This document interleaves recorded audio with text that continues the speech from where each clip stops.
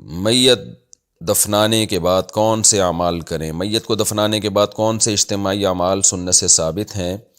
کیا بلند آواز سے سورہ بقرہ کا پہلا اور آخری رکوع پڑھنا اور اجتماعی دعا کروانا سنت سے ثابت ہے یا نہیں؟ کاشف خان اٹک سے۔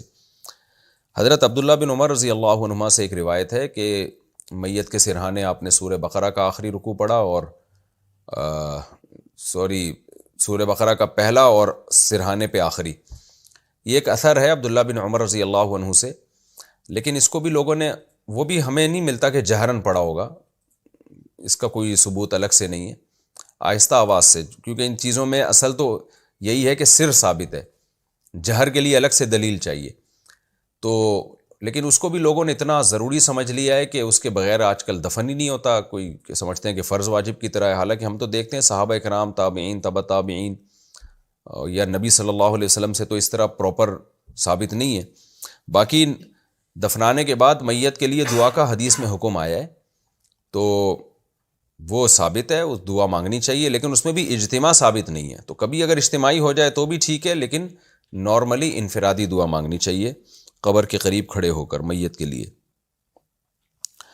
اور یہ بھی ہے کہ نبی صلی اللہ علیہ وسلم نے فرمایا جتنی دیر میں اونٹ ذبح ہوتا ہے اور اس کا گوشت تقسیم ہوتا ہے، یعنی 20 منٹ سے لے کے آدھا گھنٹہ، عرب تو بہت جلدی یہ کام کر لیا کرتے تھے، تو اتنی دیر تک قبر پہ میت کے لیے دعا مانگی جائے یا میت کی قبر پہ بیٹھا جائے۔ تو کوئی میت کے جو خاص ریلیٹیو ہیں اگر دفنانے کے بعد آدھا گھنٹہ پونا گھنٹہ وہ بیٹھ جائیں اور میت کے لیے دعا کریں تو یہ چیز بھی ثابت ہے۔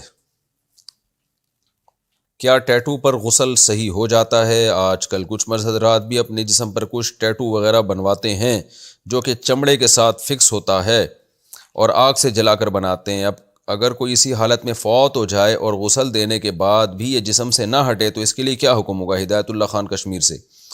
دیکھیں یہ ٹیٹو وغیرہ بنوانا حرام ہے، ناجائز ہے، صحیح حدیث میں اس کی ممانعت منقول ہے رسول اللہ صلی اللہ علیہ وسلم سے، تو ناجائز عمل ہے۔